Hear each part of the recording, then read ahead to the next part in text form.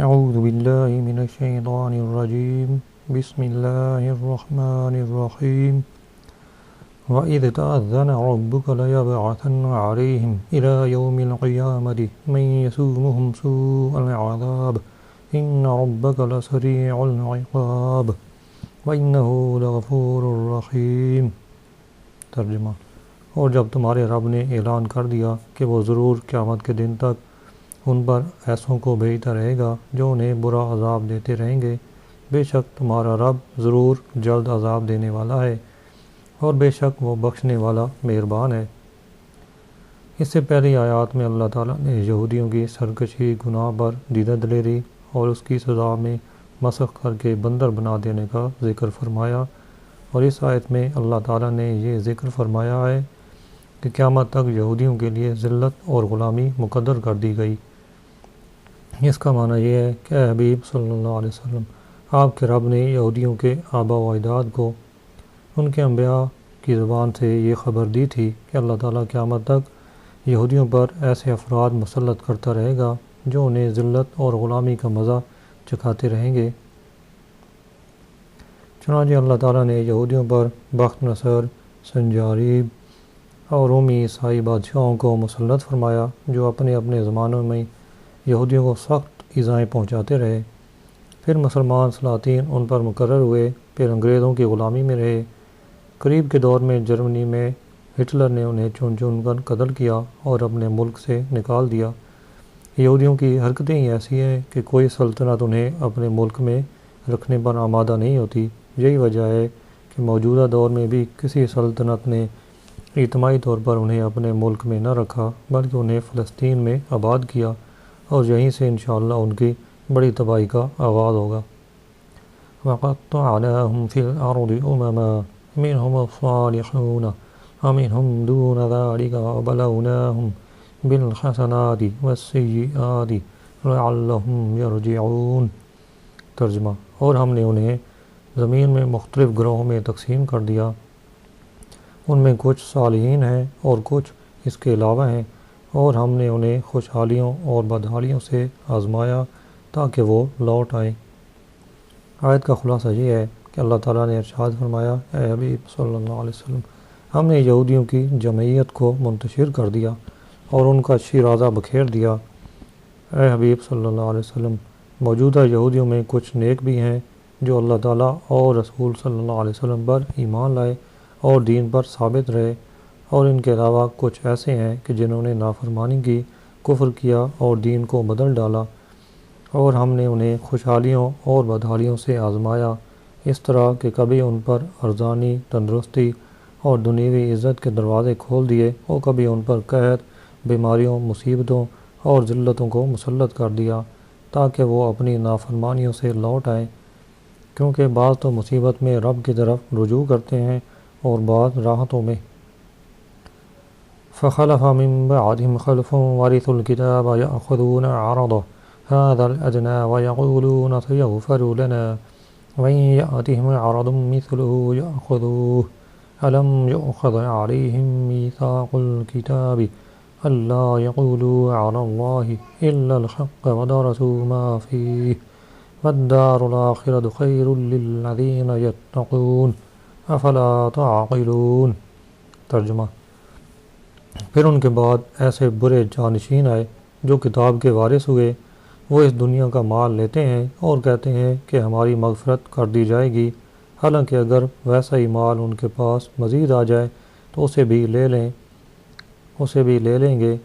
کیا کتاب میں ان سے یہ عہد نہیں لیا گیا تھا کہ اللہ کے بارے میں حق بات کے سوا کچھ نہ کہیں گے، اور وہ پڑھ چکے ہیں جو اس کتاب میں ہے، بے شک آخرت کا گھر پرہیزگاروں کے لیے بہتر ہے، تو کیا تمہیں عقل نہیں؟ اس آیت میں بنی اسرائیل کے ناخلف جانشینوں کے چند عیب بیان کیے گئے ہیں۔ نمبر 1، وہ رشوت لے کر توریت کے احکام بدل دیتے۔ نمبر 2، نافرمانی کے باوجود یہ کہتے کہ ہمارا یہ گناہ بخش دیا جائے گا، اس پر ہماری پکڑ نہ ہوگی۔ نمبر 3، اس جرم پر قائم رہے کہ جب رشوت ملی اسے لے کر شرعی حکم بدل دیا۔ نمبر 4، یہ سارے جرم نادانی میں نہیں بلکہ دیدہ دانستہ کرتے رہے۔ اس آیت میں یہودیوں کی ایک سرکشی یہ بیان ہوئی کہ نافرمانیوں کے باوجود وہ یہ سمجھتے تھے کہ ان کے گناہ بخش دیے جائیں گے اور اس پر ان کی پکڑ نہ ہوگی۔ یہودیوں کی سرکشی کی بنیاد یہ تھی کہ یہ لوگ اس ظام میں مبتلا تھے کہ ہم انبیاء اکرام کی اولاد ہیں، اللہ کے پیارے ہیں، اس لیے ان گناہوں پر ہم سے کچھ مواخذہ نہ ہوگا۔ فی زمانہ بھی ایسے لوگوں کی کمی نہیں جو اپنی بدعمالیوں کے باوجود خود کو آخرت کے اجر و ثواب کا حقدار سمجھتے ہیں۔ یوں ہی بعض سمجھدار قسم کے لوگ شیطان کے اس دھوکے میں پھنس کر گناہوں میں پڑے رہتے ہیں کہ ہم اگرچہ گناہ گار ہیں لیکن فلاں کامل پیر صاحب کے مرید ہیں، لہذا ہم بخشے جائیں گے اور گناہوں پر ہماری پکڑ نہ ہوگی۔ ایسے حضرات خود ہی غور کر لیں کہ ان کا یہ طرز عمل کن کی عکاسی کر رہا ہے۔ شاید یہ وہی دور ہے کہ جس کی خبر اس روایت میں دی گئی ہے۔ حضرت معاذ بن جبل رضی اللہ عنہ فرماتے ہیں، عنقریب لوگوں کے سینوں میں قرآن اس طرح بوسیدہ ہو جائے گا جس طرح کپڑا بوسیدہ ہو کر جھڑنے لگتا ہے۔ وہ کسی شوق اور لذت کے بغیر قرآن پاک کی تلاوت کریں گے۔ ان کے اعمال صرف طمع اور حرص ہوں گے۔ وہ اللہ کے خوف کی وجہ سے گناہوں میں کمی نہیں کریں گے۔ وہ برے کام کرنے کے باوجود تبلیغ کریں گے اور کہیں گے کہ عنقریب ہماری بخشش کر دی جائے گی کیونکہ ہم اللہ تعالیٰ کے ساتھ شرک نہیں کرتے۔ امام غزالی رحمۃ اللہ علیہ فرماتے ہیں، ہر وہ توقع جو توبہ یا عبادت میں سرور کی رغبت پیدا کرے وہ رجا یعنی امید ہے، اور ہر وہ امید جو عبادت میں فتور اور باطل کی طرف جھکاؤ پیدا کرے تو وہ دھوکہ ہے۔ جیسے کسی شخص کے دل میں خیال پیدا ہو کہ وہ گناہ کو ترک کر دے اور عمل میں مشغول ہو جائے، اور شیطان اس سے کہے کہ تم اپنے آپ کو کیوں عذاب اور تکلیف میں ڈالتے ہو، تمہارا رب کریم ہے، غفور ہے، رحیم ہے، اور وہ اس وجہ سے توبہ اور عبادت میں سستی کرنے لگے تو ایسا شخص دھوکے میں مبتلا ہے۔ اس صورت میں بندے پر لازم ہے کہ وہ نیک اعمال کرے اور اپنے نفس کو اللہ تعالیٰ کے غضب اور اس کے بڑے عذاب سے ڈرائے اور کہے کہ اللہ تعالیٰ گناہوں کو بخشنے والا اور توبہ قبول کرنے والا ہونے کے ساتھ ساتھ سخت عذاب دینے والا بھی ہے۔ وہ اگرچہ کریم ہے لیکن وہ کفار کو ہمیشہ ہمیشہ کے لیے جہنم میں ڈالے گا، حالانکہ ان کا کفر اس کا کچھ بھی نہیں بگاڑ سکتا، بلکہ وہ عذاب، مشقت، بیماریاں، فقر و بھوک وغیرہ جس طرح دنیا میں بندوں پر مسلط کرتا ہے، اسی طرح وہ ان چیزوں کو ان سے دور بھی کر سکتا ہے۔ تو جس کا اپنے بندوں کے ساتھ یہ طریقہ ہے اور اس نے مجھے اپنے عذاب سے ڈرایا ہے تو میں اس سے کیسے نہ ڈروں اور میں کس طرح اس سے دھوکے میں رہوں۔ پس خوف اور امید دو رہنما ہیں جو لوگوں کو عمل کی ترغیب دیتے ہیں، اور جو بات عمل کی رغبت پیدا نہ کرے وہ تمنا اور دھوکہ ہے۔ اور اکثر لوگ جو امید لگائے بیٹھے ہیں اور اس کی وجہ سے وہ عمل میں کوتاہی کرتے ہیں، دنیا کی طرف متوجہ رہتے ہیں، اللہ تعالیٰ سے منہ پھیرتے ہیں اور آخرت کے لیے عمل نہیں کرتے تو وہ دھوکے میں ہیں۔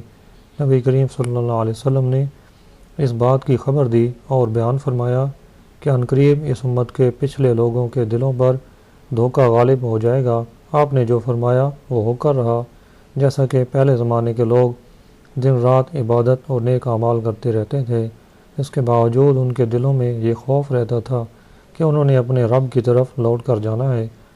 وہ رات دن عبادت میں گزارنے کے باوجود اپنے نفسوں کے بارے میں خوفزدہ رہتے تھے۔ وہ بہت زیادہ تقوی اختیار کرنے، خواہشات اور شبہات سے بچنے کے باوجود تنہائی میں اپنے نفسوں کے لیے روتے تھے۔ لیکن اب حالت یہ ہے کہ تم لوگوں کو مطمئن، خوش اور بے خوف دیکھو گے، حالانکہ وہ گناہوں پر اونتے گرتے ہیں، دنیا میں پوری توجہ رکھے ہوئے ہیں اور انہوں نے اللہ تعالیٰ سے منہ پھیر رکھا ہے۔ ان کا خیال ہے کہ وہ اللہ تعالیٰ کے فضل و کرم پر کامل یقین رکھتے ہیں، اس کے عفو درگزر اور مغفرت کی امید رکھتے ہیں۔ گویا ان کا گمان یہ ہے کہ انہوں نے جس طرح اللہ تعالیٰ کے فضل و کرم کی معرفت حاصل کی ہے، اس طرح انبیاء کرام، صحابہ کرام اور پہلے بزرگوں کو حاصل نہ تھی۔ اگر یہ بات یعنی عفو و مغفرت محض تمنا اور آسانی سے حاصل ہو جاتی تو نیک اعمال کے باوجود ان بزرگوں کے رونے، خوف کھانے اور غمگین ہونے کا کیا مطلب تھا؟ اس کے علاوہ ان علماء کو بھی اپنے طرز عمل پر غور کی حاجت ہے کہ جو خود تو عوام میں مقتدا کی حیثیت رکھتے ہیں اور اپنی اولاد کی اچھی دینی تعلیم و تربیت سے غفلت کا شکار ہیں۔ جب ان کی اولاد جانشینی کی مسند پر جلوہ افروز ہوگی تو کہیں یہ بھی انہی خرابیوں کا شکار نہ ہو جائے جن کا بنی اسرائیل کے جانشین ہوئے۔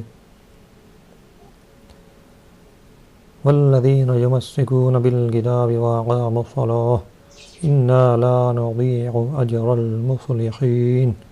ترجمہ: اور وہ جو کتاب کو مضبوطی سے تھامتے ہیں اور انہوں نے نماز قائم رکھی، بے شک ہم اصلاح کرنے والوں کا اجر ضائع نہیں کرتے۔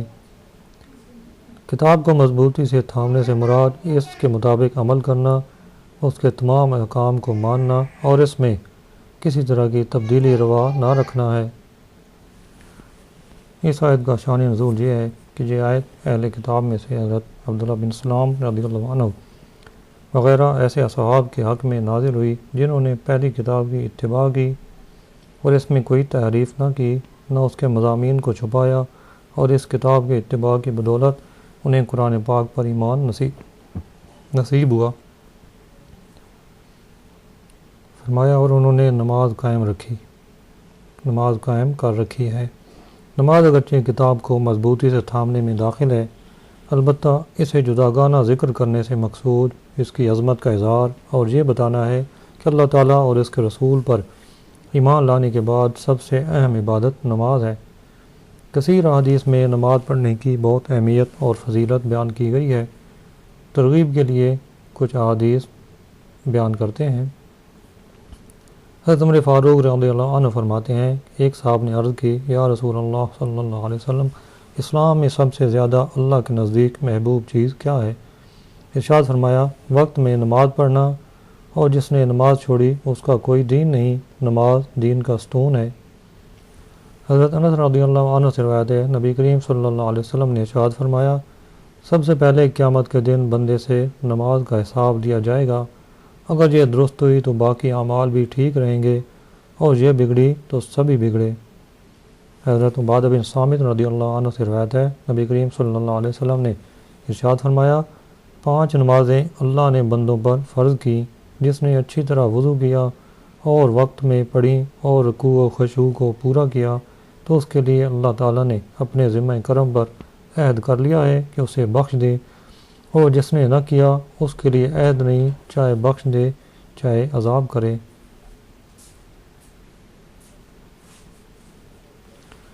اس آیت میں کتاب کو مضبوطی سے تھامنے والوں کی فضیلت بیان ہوئی۔ اسے سامنے رکھتے ہوئے قرآن مجید کے احکام پر عمل کے سلسلے میں ہم اپنے اسلاف کے حال اور اپنے حال کا موازنہ کریں تو موجودہ دور میں مسلمانوں کی مجموعی صورتحال انتہائی تشویشناک نظر آتی ہے کہ فی زمانہ مسلمان قرآن مجید پر عمل سے انتہائی دور ہو چکے ہیں اور دنیا کی نعمتوں اور رنگینیوں پر مطمئن بیٹھے نظر آ رہے ہیں۔ حضرت حسن بصری رضی اللہ عنہ فرماتے ہیں، میں نے 70 بدری صحابہ کرام کو دیکھا، وہ اللہ تعالیٰ کی حلال کردہ چیزوں سے تقوی و ورع کی وجہ سے اس قدر اجتناب کرتے تھے کہ جس قدر تم حرام چیزوں سے پرہیز نہیں کرتے، جس قدر تم فراخی کی حالت پر خوش ہوتے ہو اس سے زیادہ وہ آزمائشوں پر خوش ہوتے تھے۔ اگر تم انہیں دیکھ لیتے تو کہتے کہ یہ مجنوں ہیں، اور اگر وہ تمہارے بہترین لوگوں کو دیکھتے تو کہتے کہ ان لوگوں کا آخرت میں کوئی حصہ نہیں، اور اگر وہ تمہارے برے لوگوں کو دیکھتے تو کہتے ان لوگوں کا حساب کے دن پر ایمان نہیں۔ ان میں سے کسی کے سامنے حلال مال پیش کیا جاتا تو وہ یہ کہہ کر لینے سے انکار کر دیتے کہ مجھے اپنا دل خراب ہو جانے کا ڈر ہے، جبکہ تم حرام مال لینے میں بھی ذرا پرواہ نہیں کرتے۔ اللہ تعالیٰ مسلمانوں کو عقل سلیم اور قرآن کریم پر عمل کی توفیق عطا فرمائے۔ وَإِذَا نَتَقْنَا الْجَبَلَ فَوْقَهُمْ كَأَنَّهُ ظُلَّةٌ وَظَنُّوا أَنَّهُ وَاقِعٌ بِهِمْ خُذُوا مَا آتَيْنَاكُمْ بِقُوَّةٍ وَاذْكُرُوا مَا فِيهِ لَعَلَّكُمْ تَتَّقُونَ۔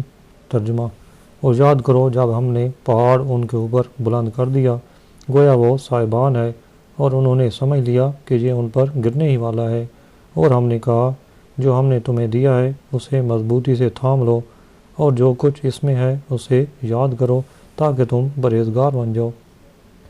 جب بنی اسرائیل نے تکالیف شاقہ کی وجہ سے توریت کے احکام قبول کرنے سے انکار کیا تو اللہ تعالیٰ کے حکم سے حضرت جبریل علیہ السلام نے ایک پہاڑ جس کی مقدار ان کے لشکر کے برابر تھی، یعنی 3 میل لمبا اور 3 میل چوڑا پہاڑ اٹھا کر صاحبان کی طرح ان کے سروں کے قریب کر دیا، اور ان سے کہا گیا کہ توریت کے احکام قبول کرو ورنہ یہ تم پر گرا دیا جائے گا۔ پہاڑوں کو سروں پر دیکھ کر سب کے سب سجدے میں گر گئے، مگر اس طرح کہ بایاں رخسار اور ابرو تو انہوں نے سجدے میں رکھ دی اور دائیں آنکھ سے پہاڑ کو دیکھتے رہے کہ کہیں گر ہی نہ پڑے۔ چنانچہ اب تک یہودیوں کے سجدے کی یہی شان ہے، یہی طریقہ ہے۔ اس سے معلوم ہوا کہ قرآن کا 23 سال کے عرصے میں آہستہ آہستہ اترنا بھی اللہ تعالیٰ کی خاص رحمت ہے کہ اس طرح مسلمانوں کو تمام احکامات پر عمل آسان ہو گیا۔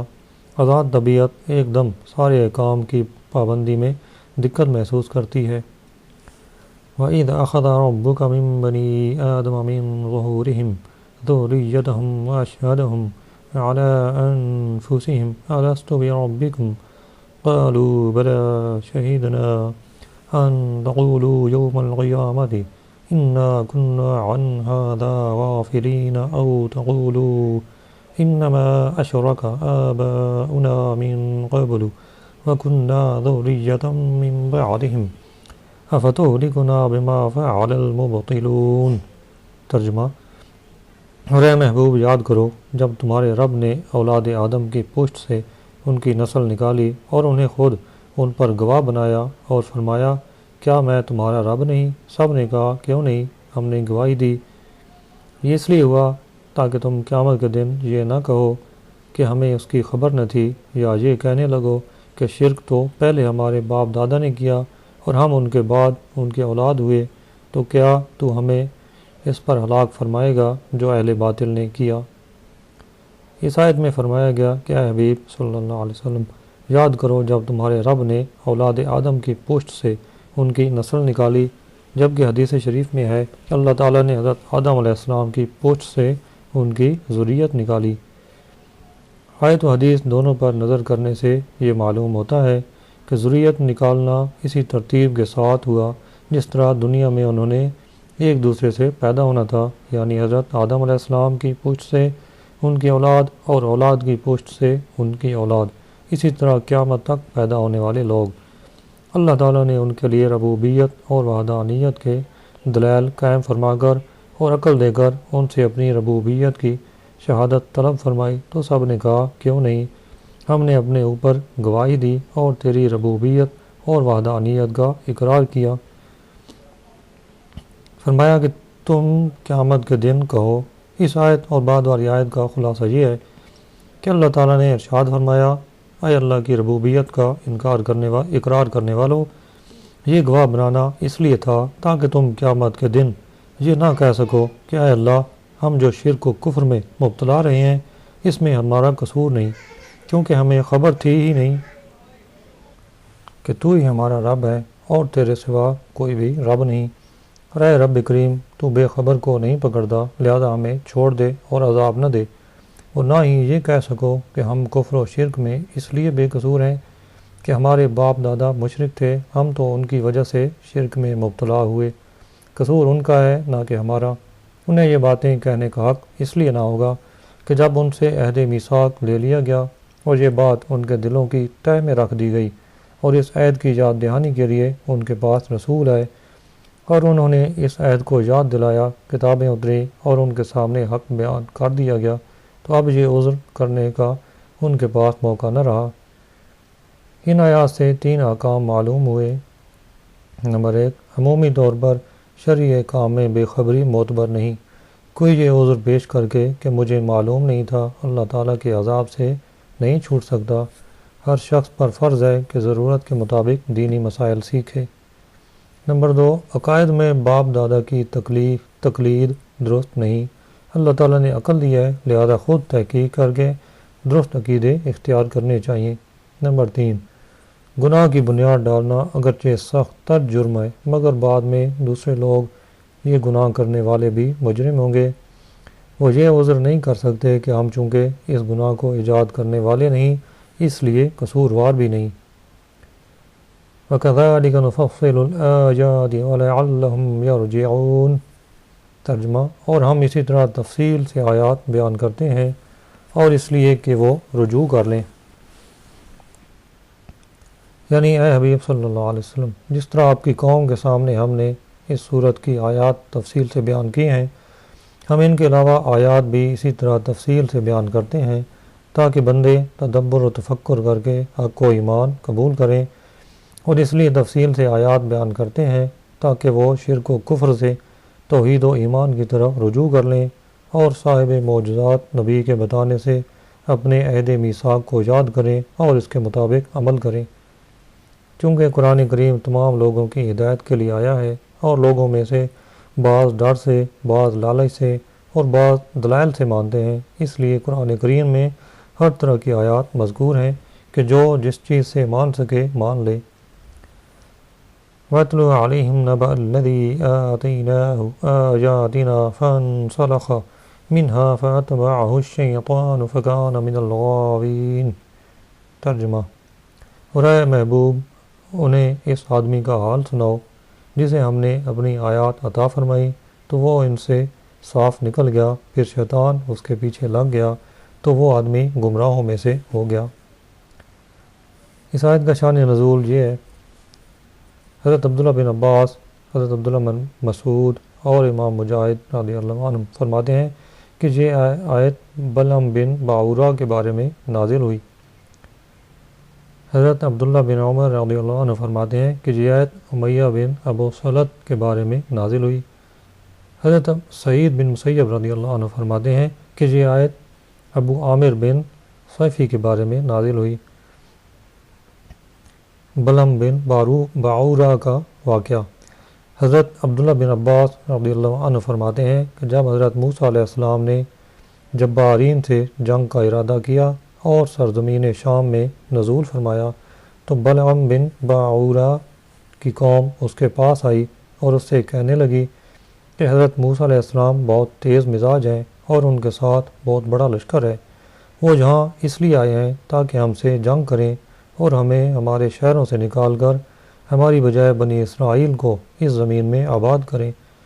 تیرے پاس اس میں عزم ہے اور تم ایسے شخص ہو کہ تمہاری ہر دعا قبول ہوتی ہے، تم نکلو اور اللہ تعالیٰ سے دعا کرو کہ وہ انہیں یہاں سے بھگا دے۔ قوم کی بات سن کر بلعم نے کہا، افسوس ہے تم پر، حضرت موسیٰ علیہ السلام اللہ تعالیٰ کے نبی ہیں، ان کے ساتھ فرشتے اور ایماندار لوگ ہیں، اس لیے میں ان کے خلاف کیسے بد دعا کر سکتا ہوں؟ مجھے اللہ تعالیٰ کی طرف سے جو علم ملا ہے اس کا تقاضا یہ ہے کہ اگر میں نے حضرت موسیٰ علیہ السلام کے خلاف ایسا کیا تو میری دنیا و آخرت برباد ہو جائے گی۔ قوم نے جب گریہ وزاری کے ساتھ مسلسل اصرار کیا تو بلعم نے کہا، اچھا میں پہلے اپنے رب کی مرضی معلوم کر لوں۔ بلعم کا طریقہ یہی تھا کہ جب کبھی دعا کرتا تو پہلے مرضی الہی معلوم کر لیتا اور خواب میں اس کا جواب مل جاتا۔ چنانچہ اس مرتبہ اس کو یہ جواب ملا کہ حضرت موسیٰ علیہ السلام اور ان کے ساتھیوں کے خلاف دعا نہ کرنا۔ چنانچہ اس نے قوم سے کہہ دیا کہ میں نے اپنے رب سے اجازت چاہی تھی مگر میرے رب نے ان کے خلاف بد دعا کرنے کی ممانعت فرما دی ہے۔ پھر اس کی قوم نے اسے ہدیے اور نذرانے دیے جنہیں اس نے قبول کر لیا۔ اس کے بعد قوم نے دوبارہ اس سے بد دعا کرنے کی درخواست کی تو دوسری مرتبہ بلعم نے اللہ تعالیٰ سے اجازت چاہی۔ اب کی بار اس کا کچھ جواب نہ ملا تو اس نے قوم سے کہہ دیا کہ مجھے اس مرتبہ کچھ جواب ہی نہیں ملا۔ وہ لوگ کہنے لگے کہ اگر اللہ تعالیٰ کو منظور نہ ہوتا تو وہ پہلے کی طرح دوبارہ بھی صاف منع فرما دیتا۔ پھر قوم نے اور بھی زیادہ اصرار کیا حتیٰ کہ وہ ان کی باتوں میں آ گیا۔ چنانچہ بلعم بن باعورہ اپنی گدھی پر سوار ہو کر ایک پہاڑ کی طرف روانہ ہوا۔ گدھی نے اسے کئی مرتبہ گرایا اور وہ پھر سوار ہو جاتا حتیٰ کہ اللہ کے حکم سے گدھی نے اس سے کلام کیا اور کہا، افسوس اے بلعم، کہاں جا رہے ہو؟ کیا تم دیکھ نہیں رہے کہ فرشتے مجھے جانے سے روک رہے ہیں؟ کیا تم اللہ کے نبی اور فرشتوں کے خلاف بد دعا کرنے جا رہے ہو؟ بلعم پھر بھی باز نہ آیا اور آخرکار وہ بد دعا کرنے کے لیے اپنی قوم کے ساتھ پہاڑ پر چڑھا۔ اب بلعم جو بد دعا کرتا اللہ تعالیٰ اس کی زبان کو اس کی قوم کی طرف پھیر دیتا تھا اور اپنی قوم کے لیے جو دعائے خیر کرتا تھا تو بجائے قوم کے بنی اسرائیل کا نام اس کی زبان پر آتا۔ یہ دیکھ کر اس کی قوم نے کہا، اے بلعم تو یہ کیا کر رہا ہے؟ بنی اسرائیل کے لیے دعا اور ہمارے لیے بد دعا کیوں کر رہا ہے؟ بلعم نے کہا، یہ میرے اختیار کی بات نہیں، میری زبان میرے قبضہ میں نہیں ہے، اللہ تعالیٰ کی قدرت مجھ پر غالب آ گئی ہے۔ اتنا کہنے کے بعد اس کی زبان نکل کر اس کے سینے پر لٹک گئی۔ اس نے اپنی قوم سے کہا، میری تو دنیا آخرت دونوں برباد ہو گئی، اب میں تمہیں ان کے خلاف ایک تدبیر بتاتا ہوں۔ تم حسین و جمیل عورتوں کو بنا سنوار کر ان کے لشکر میں بھیج دو، اگر ان میں سے ایک شخص نے بھی بدکاری کر لی تو تمہارا کام بن جائے گا، کیونکہ جو قوم زنا کرے اللہ تعالیٰ اس پر سخت ناراض ہوتا ہے اور اسے کامیاب نہیں ہونے دیتا۔ چنانچہ بلعم کی قوم نے اسی طرح کیا۔ جب عورتیں بن سنور کر لشکر میں پہنچی تو ایک کنانی عورت بنی اسرائیل کے ایک سردار کے پاس سے گزری تو وہ اپنے حسن و جمال کی وجہ سے اسے پسند آ گئی۔ حضرت موسیٰ علیہ السلام کے منع کرنے کے باوجود اس سردار نے اس عورت کے ساتھ بدکاری کی۔ اس کی پیدائش میں اسی وقت بنی اسرائیل پر طاعون مسلط کر دیا گیا۔ حضرت موسیٰ علیہ السلام کا مشیر اس وقت وہاں موجود نہ تھا۔ جب وہ آیا تو اس نے بدکاری کا قصہ معلوم ہونے کے بعد مرد و عورت دونوں کو قتل کر دیا۔ تب طاعون کا عذاب ان سے اٹھا لیا گیا، لیکن اس دوران 70,000 اسرائیلی طاعون سے ہلاک ہو چکے تھے۔ اس آیت میں اس کا بیان ہے۔ وَلَوْ شِئْنَا لَرَفَعْنَاهُ بِهَا وَلَكِنَّهُ أَخْلَدَ إِلَى الْأَرْضِ وَاتَّبَعَ هَوَاهُ فَمَثَلُهُ كَمَثَلِ الْكَلْبِ إِنْ تَحْمِلْ عَلَيْهِ يَلْهَثْ أَوْ تَتْرُكْهُ يَلْهَث ذَلِكَ مَثَلُ الْقَوْمِ الَّذِينَ كَذَّبُوا بِآيَاتِنَا فَاقْصُصِ الْقَصَصَ لَعَلَّهُمْ يَتَفَكَّرُونَ سَاءَ مَثَلًا الْقَوْمُ الَّذِينَ كَذَّبُوا بِآيَاتِنَا وَأَنفُسَهُمْ كَانُوا يَظْلِمُونَ۔ ترجمہ: اور اگر ہم چاہتے تو آیتوں کے سبب اسے بلند مرتبہ کر دیتے، مگر وہ تو دنیا کی طرف مائل ہو گیا اور اپنی خواہش کا تابع ہو گیا، تو اس کا حال کتے کی طرح ہے۔ تو اس پر سختی کرے تو زبان نکالے، نہ تو اسے چھوڑے تو بھی زبان نکالے۔ یہ ان لوگوں کا حال ہے جنہوں نے ہماری آیتوں کو جھٹلایا۔ تو تم یہ واقعات بیان کرو تاکہ وہ غور و فکر کریں۔ کتنی بری مثال ہے ان لوگوں کی جنہوں نے ہماری آیات کو جھٹلایا اور وہ اپنی جانوں پر ہی ظلم کیا کرتے تھے۔ یعنی اگر ہم چاہتے تو نافرمانی کرنے سے پہلے ہی اسے روک دیتے، پھر ان آیات پر عمل کی وجہ سے اسے بلند مرتبہ عطا فرما کر ابرار کی منازل میں پہنچا دیتے، لیکن وہ تو دنیا کی طرف مائل ہو گیا اور اس نے دنیا اور اس کی لذتوں کو آخرت اور اس کی نعمتوں پر ترجیح دینے میں اپنی خواہش کی پیروی کی۔ اس آیت میں بلعم بن باعورہ کا حال بیان ہوا۔ یہ شخص فضل و کمال کی اس منزل پر فائز تھا کہ گزشتہ کتابوں کا عالم تھا۔ اللہ تعالیٰ کا اسم اعظم اسے معلوم تھا، جو دعا مانگتا وہ قبول ہوتی تھی۔ اپنی جگہ پر بیٹھے بیٹھے عرش کو دیکھ لیتا تھا۔ 12,000 طلبہ اس کے درس میں شریک ہو کر اس کی باتیں لکھا کرتے تھے۔ فضل و کمال کا اتنا بڑا مرتبہ پانے والا شخص جب اپنی نفسانی خواہش کی پیروی کرنے لگا، دنیا کے مال اور اس کی نعمتوں کی طرف راغب ہو گیا، آخرت اور اس کی نعمتوں کو پس پشت ڈال دیا، تو انجام کار جو کچھ اسے عطا ہوا تھا سب چھین لیا گیا، اس کا ایمان برباد ہو گیا اور دنیا و آخرت میں خائب و خاسر ہوا۔ اس واقعے میں ان علماء کے لیے بڑی نصیحت ہے کہ جو اپنے علم کے ذریعے یا اپنے علم کے باوجود اپنی نفسانی خواہشات کی پیروی کرتے اور دنیا کا مال اور اس کی نعمتیں طلب کرتے ہیں۔ یاد ہے کہ مال اور مرتبے کی حرص دین کے لیے انتہائی نقصان دہ ہے، اور قلبی لالچ کی وجہ سے لیے گئے مال میں برکت نہیں دی جاتی۔ چنانچہ حضرت کعب بن مالک انصاری رضی اللہ عنہ سے روایت ہے، نبی کریم صلی اللہ علیہ وسلم نے ارشاد فرمایا، 2 بھوکے بھیڑیے بکریوں کے ریوڑ میں چھوڑ دیے جائیں تو وہ اتنا نقصان نہیں کرتے جتنا مال اور مرتبے کی حرص کرنے والا اپنے دین کے لیے نقصان دہ ہے۔ حضرت حکیم بن حزام رضی اللہ عنہ فرماتے ہیں رسول اکرم صلی اللہ علیہ وسلم نے مجھ سے ارشاد فرمایا، اے حکیم، یہ مال تر و تازہ اور میٹھا ہے، جو اسے اچھی نیت سے لے تو اس میں اسے برکت دی جاتی ہے، اور جو اسے قلبی لالچ سے لے گا تو اس میں اسے برکت نہیں دی جاتی، اور وہ اس شخص کی طرح ہو جاتا ہے جو کھائے اور شکم سیر نہ ہو، اور یاد رکھو اوپر والا ہاتھ نیچے والے ہاتھ سے بہتر ہے۔ اس آیت میں دنیا کے مال و متاع کی وجہ سے دین کے احکام پس پش ڈالنے والے عالم کو کتے سے تشبیہ دی گئی ہے۔ کتا ایک ذلیل جانور ہے، اور ذلیل تر کتا وہ ہے جو تھکاوٹ، شدت کی گرمی اور پیاس ہونے یا نہ ہونے کے باوجود ہر وقت زبان باہر نکال کر ہانپتا رہتا ہو۔ جس شخص کو اللہ تعالیٰ علم دین کی عزت و کرامت سے سرفراز فرمائے اور اسے لوگوں کے مال سے بے نیاز کر دے، پھر وہ کسی حاجت و ضرورت کے بغیر صرف اپنی قلبی خساست اور کمینہ پن کی وجہ سے دین کے واضح احکام سے اعراض کر کے دنیا کے مال و دولت اور منصب و مرتبے کی طرف جھکے اور اس خبیث عمل پر قائم رہے، تو وہ ہانپنے والے کتے کی طرح ہے کہ ہر وقت ہانپنے والا کتا کسی حاجت کی بنا پر نہیں بلکہ اپنی فطرت کی وجہ سے ہانپتا رہتا ہے۔ اس آیت میں ان درباری علماء کے لیے بڑی عبرت ہے جو منصب و مرتبے، مراعات و وظائف کے حصول کی خاطر حکام کی طبیعت کے مطابق فتوے اور ان کے موافق بیان دیتے ہیں۔ اگر یہ فتوے قرآن و حدیث کی صریح نصوص سے ٹکراتے ہوں تو انہیں ڈر جانا چاہیے کہ کہیں ان کا انجام بھی بلعم کی طرح نہ ہو جائے۔ ایسے معلوم ہوا کہ نبی کا گستاخ عالم اللہ تعالیٰ کے نزدیک کتے کی طرح ہے کہ نہ دنیا میں عزت نصیب ہو اور نہ آخرت میں، کیونکہ بلعم اللہ تعالیٰ کا منکر نہ تھا، وہ حضرت موسیٰ علیہ السلام کا مخالف ہوا تو اللہ تعالیٰ نے اسے کتے کی بدترین حالت سے تشبیہ دی۔